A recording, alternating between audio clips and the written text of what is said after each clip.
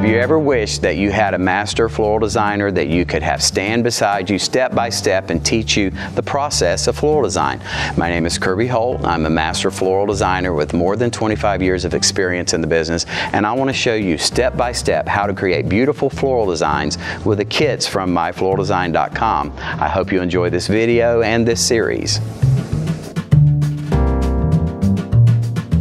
Have a great arrangement for you today that features just a real eclectic assortment of flowers, really designed after an English garden. The English would have and still do have these gorgeous gardens in their homes where all different kinds of plants are growing together in clusters and clumps.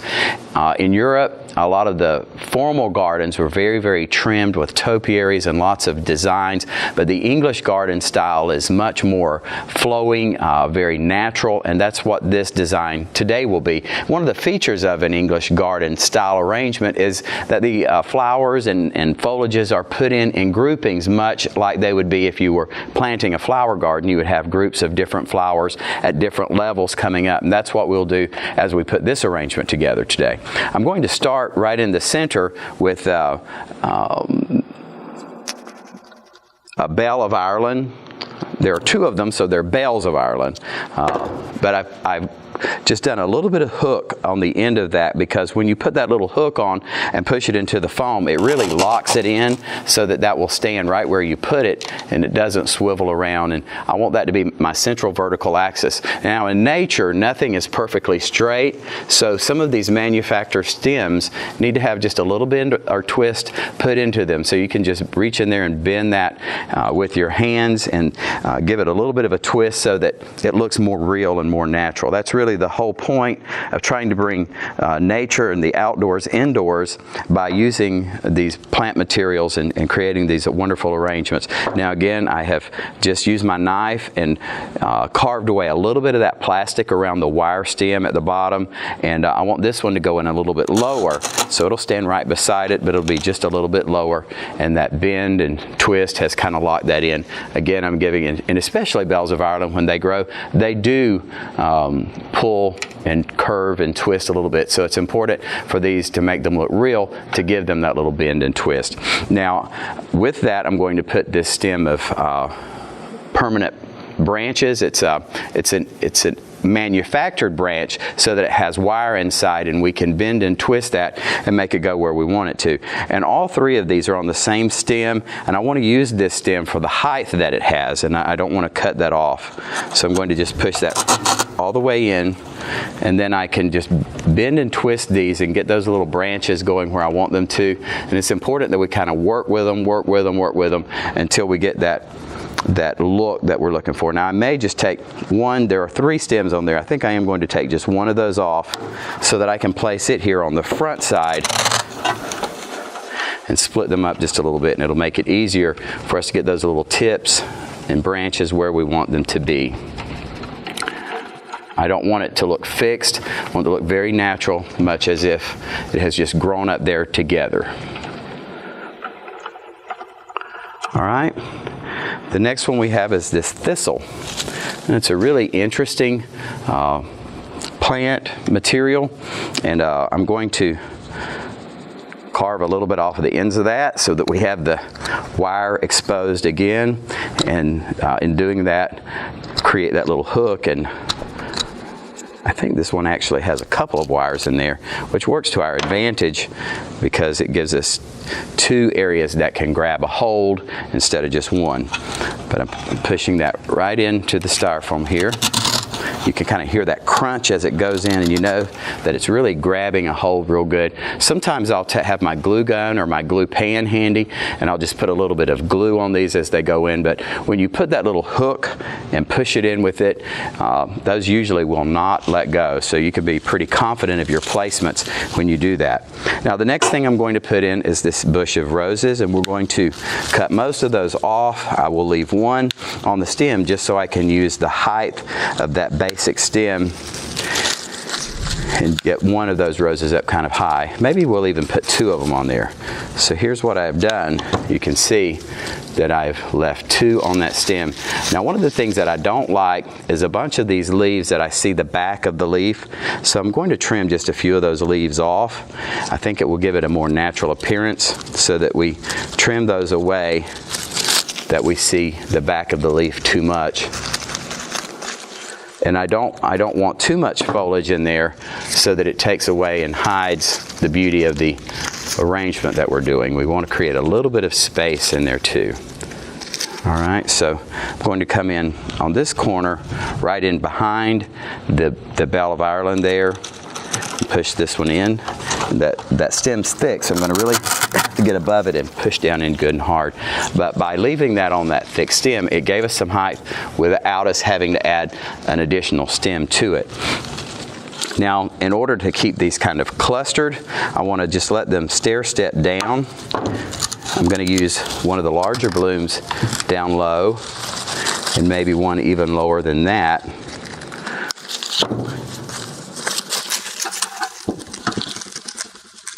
So this one, I'm going to trim it all the way down. So that stem now is only about 4 inches long.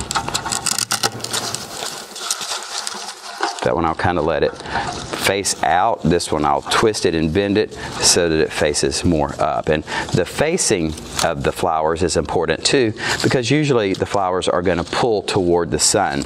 So we want to kind of let that happen as we place these in. They can look out toward the sides somewhat, but many of them should be looking up and out. Occasionally, especially roses, because they're heavy, might even bend all the way over. And that really makes it look natural when we do that. If we trim this leaf away, then it really lets you see how that little head is just bent over. You see how having those different angles of the heads really give it a more natural appearance, much like it would be if it were growing out in the garden.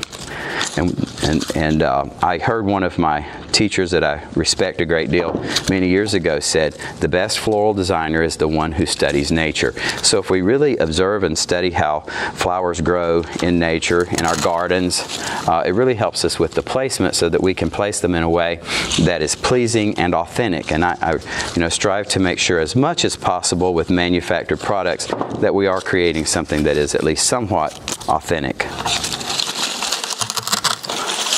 So here we've created this little grouping of roses. Instead of dispersing them throughout the arrangement, we've created just a cluster or a group of them here to the side. Now these leaves we may bring back in and use just for some cover, but I think those we probably will not need. And for me, I know if you are a DIYer and you love doing things, you may want to save this because you never know when that may come in handy. You could use this in another project if you needed a small leaf. For other people, it becomes trash, and then you've wasted your space and your time hanging on to it. So you have to make a decision of what works for you on that. The next thing I want to do is work with this bush of hydrangea, and we're going to use it for a lot of our basing material. And first thing I'm going to do is just harvest all of those, because we're going to use these all low. I'm going to harvest those from that central stem. Just take them all off, because most of these we're going to use lower in the arrangement so that it really helps us to base it in. So what I've done is has this large bloom with 3 of its leaves, and I can put that in here near the base of the arrangement and really finish that off right there in a very nice way. Then I can take one of the smaller blooms, and you'll notice that there is a variety of sizes with these blooms.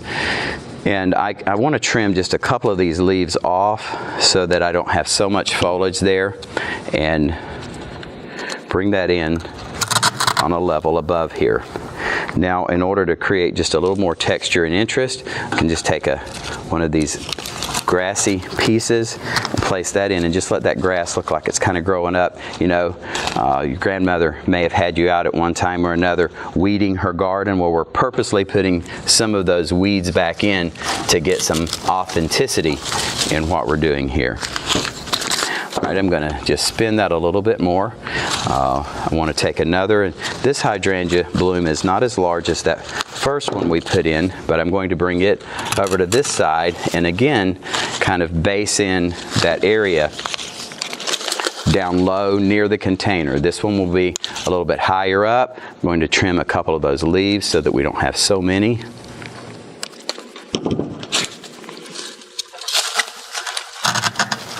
So it appears almost to just be growing right out of that space there. Going to continue around. I think maybe what we want to do is put this last hydrangea right in this space right here.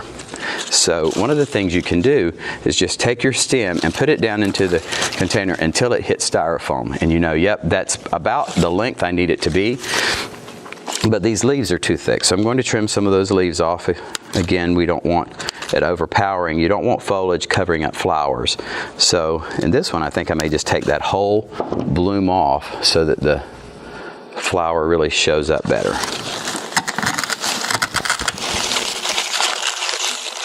All right, so that kind of fills in that space nicely.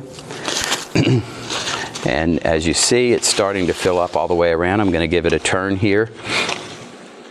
I have this other group of kind of a wild rose. I'm going to cut those apart. And I may leave just one on that stem so I can get it up just a little bit higher. Again, I'm going to trim away some leaves just so that we don't have the foliage so thick that it's hiding flowers behind it. And see, just by thinning that out, it looks a lot more natural.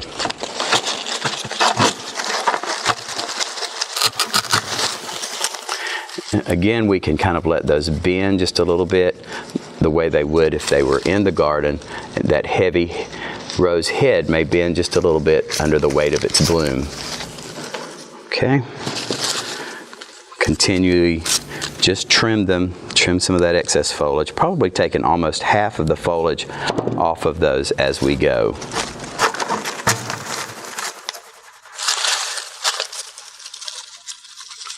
Now this one has two heads on it, so I'm going to take one off and separate it. I'm going to get rid of that leaf at the bottom, and that gives me two that are fairly short stemmed. I'm going to just cut that off here. Two of those that are fairly short stemmed, and I can come in right near the bottom and place those. When we're finishing out the bottom, we often call that basing. So what I'm doing here now is kind of basing it in and make sure that all of my mechanics and the bottom edge